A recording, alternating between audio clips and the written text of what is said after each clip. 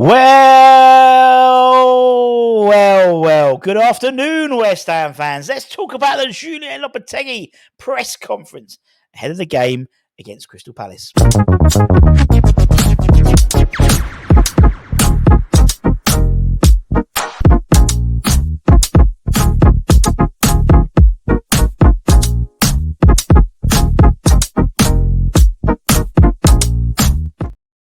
Well, a very good afternoon to you, one and all. We've already done a show this morning. It's lunchtime, rather. Talking about player exits. Got Hammer's headlines, talking about a couple of players potentially joining. A player that has joined as well. And then Julian did his press conference. As always, the West Ham Network provides you with what was said at the press conference as soon as it happened. It finished about half an hour ago or so. So that's what we're doing today. He speaks about the Villa game. It's obviously the Crystal Palace game coming up and talks about transfers, all that type of stuff. And obviously this is just the broadcast section. There is an embargo part of the press conference, which is usually out this evening about 10:30 at night. So what did he say about the Villa game? Well, he said, that's in the past now. And I think we have to move forward and we have another big challenge against Crystal Palace. But we believe in ourselves and we have to show our qualities both with and without the ball in a very difficult stadium. So that's it. Villa's out of the way. We move on to Palace. I like that. I think that's a good idea. I like the fact it doesn't dwell too much on it. Let's move on like Donkey Kong. And let's do that ourselves. And obviously, we've spoken about in the midst of the transfer window, I think some Hammer's headlines, we talk about our 200th player that we've been linked to this transfer window, or 199 and 200th. So, are we going to get some more arrivals? That's the question. And he said it is this time before the market closes for everyone. It's not certain who might come and go. We have to adapt, but the competition is tough. We try to adapt with the new players, and we have to balance everything and try to be competitive. There, in terms of the new arrivals, not all are in the same way because they've been with us different amounts of time. It's a process. The season is long, and they're all going to help us hugely. Hugely. And that's, I think obviously as fans, we'd have liked to see all the new signings start, or the majority of them start against Aston Villa. That wasn't the case. Only two of them, and really only one of them as a definite change. The Rodriguez inclusion was very much, I think, if Alvarez was available, Rodriguez would have been on the bench. But I imagine coming to the Crystal Palace game, you're going to see some more of them, like as we're going through this transitional period. Asked whether, we were going to see any more players. He basically said, my focus is on the players who are here. They have to be ready. And that's what we're thinking about. We don't want to talk about players who aren't here, although it's true that anything can happen. I love that. Anything can happen. But it is true, particularly West Ham, anything can happen. And for me, it's a breath of fresh air.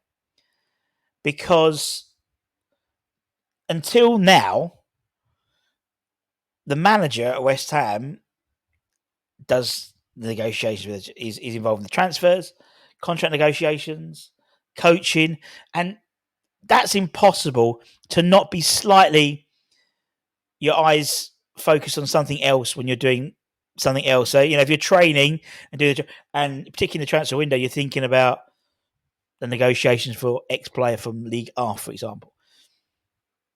Julian doesn't do any of it. Julian obviously talks with Tim and they have that discussion. They're talking daily about players but everything in terms of the negotiations, all that type of stuff, that's all handled through Tim.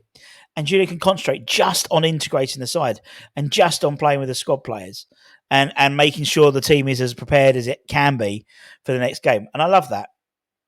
Particularly when it comes to transfer window. Now, he was asked about his thoughts about the transfer window.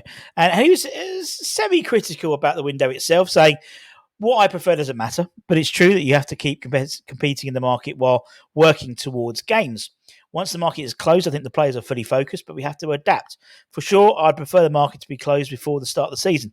And that does seem to tally with what others were saying. I was listening to an article with an interview with Dewsbury Hall from Chelsea, obviously former Leicester City player, and he was saying there is a bit of a distraction because obviously players leave, particularly Chelsea. I mean, Conor Gallagher signing for Atletico Madrid yesterday, all that type of stuff. and there's still players in, players out, that type of thing. And it must be the same here as well. It's like you quite easily could put a side together, and two of them might be sold on Friday, potentially. You know, not a case of West Ham now, but maybe last. I mean, even towards the end of the transfer window last year, you know, the likes of the Saudi Pro League were, they were interested. They tried to put late bids in for a Gad because the window finished 2 weeks later, I think, than the Premier League window. I agree. I think, it's strange that you start off a season and you play 3 or 4 games and you don't confirm your squad until 3 or 4 games in. That seems a bit weird subjectively.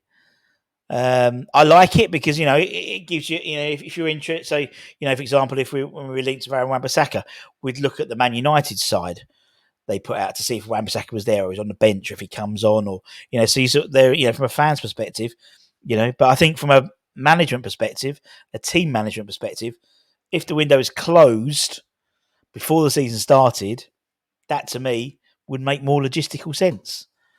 And all the windows close at the same time. It's always like the Turkish one is always randomly a couple of weeks later.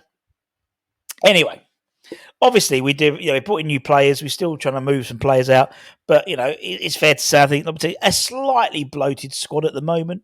Not as bad, obviously, as Chelsea, but in terms of how he's going to manage having a larger squad, he basically said you have to choose one lineup, but the Premier League is very long, and all our players are going to be needed. We need to keep calm and manage the situation. I think that's what's really important about managing the situation.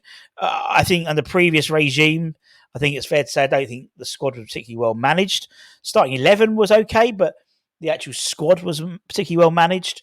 They weren't used to working with a squad where you've got two players per position, really. But the best teams in the world do. Yes, they have a few guys who are nailed on, but there's half a dozen positions which have some sort of variance, whether it's in terms of player performance from the previous game, whether it is the team you're playing, the formation you're playing, the type of game plan for that particular game. That's what separates, I think, the newer style of management or the larger sides, the better squads, to the more average squads. Well, I read something that Arsenal had something like 8 players played something ridiculous. Like, they have a core of 7 or 8 players, and then the rest were peripherals. I think we're probably about the same, I reckon. Probably when the time closes, when we've got the transfer window is slammed shut, we've got the squad. But anyway, let's turn to Palace. That's what we want to. We need to get a result against Palace at the weekend, that's for sure. Arsenal at Palace, like I said, they were very impressive at the end of the season, which they were. We have to be focused and ready for the big challenge we have, and that's what we'll be working on this week. It's a difficult challenge, and we have to be ready, and we are focused on the game and nothing more. And again, that exemplifies the point why he's a head coach. He's focusing on the game, and that's it. He's not focusing on the transfer window. That's Tim's job. Asked about team news. Asked about whether we'll see any of the new arrivals come into the squad, starting 11, which I think we will do. He said we'll see tomorrow who is ready. Step by step, they are feeling better and more ready, and it's up to us to decide when is the right time to put them in the lineup. They're all here to help us make a better team. We've had a little problem in the training sessions in terms of injuries, but we have to wait and see what happens. There might be a slight injury concern on a player or two by the sounds of it.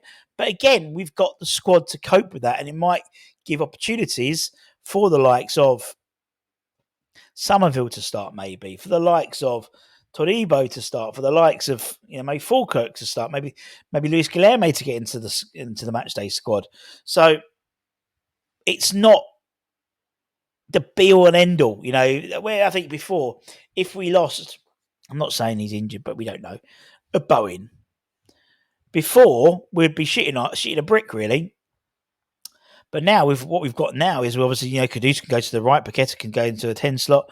You could have Somerville on the left-hand side, Luis Guilherme goes on the bench. There's lots of options. There's loads of options, and I love it. And I'd be interested to see. We'll probably get a bit more information about that slight problem. Slight problem. One potential name I don't think. I'm sorry for British Show. I love you, but I don't think he's going to be making any appearance. But he might do. He might surprise us. Is Edson Alvarez? We believe there's conflicting reports. The majority sense seem to think that a an appearance after the international break, around for is it the Fulham game? I think it is the 14th, 15th, that weekend of September. But for British, I reckon that he's going to feature on Saturday, which I can't see happening. But we never know. He's doing light training, but it depends how light is light. We used to have the famous phrase, "He's on the grass." He's on the grass, but is he? Is it how light is light? But he was asked specifically about Edson Alvarez, and he says he's been out for a while, but he is progressing well. But let's see. Until tomorrow, we're not going to have a clearer view of how our squad looks. And this is a slight gripe I have about Lopetegui's interviews being on a Thursday, because he's saying that now. He's always saying, but we don't know what's going to happen. We've got a day. We don't have, at least when we had the morning press conference, they were on like Friday lunchtime. So for the Saturday game, so we would know what was going to happen. Now it's a bit, we don't know. He didn't say he's definitely not playing, innit? We'll have to wait and see. He's progressing well. We'll wait and see. Anyway, don't forget to check out. We'll have, what's it called? Hammer's Headlines, talking about some players we've been linked with. Our 199th and 200th player of the transfer window we've been linked with. And also don't forget, today's Thursday, 8 p.m, we have got Alex on the West Ham Network Extra channel doing his opposition chat with a Crystal Palace fan. That's 8 o'clock. So make sure you don't miss that by subscribing to West Ham Extra, West Ham Network Extra, and keeping bell notifications turned on so you don't miss anything on that. And that's it, my friends. Take care, stay safe, stay warm, stay humble. Horrible day today, isn't it? It's like winter out there, or autumnal weather. I'm not very happy about this. I'm down the caravan tomorrow. I hope it cheers up. Anyway, much love. Bye-bye.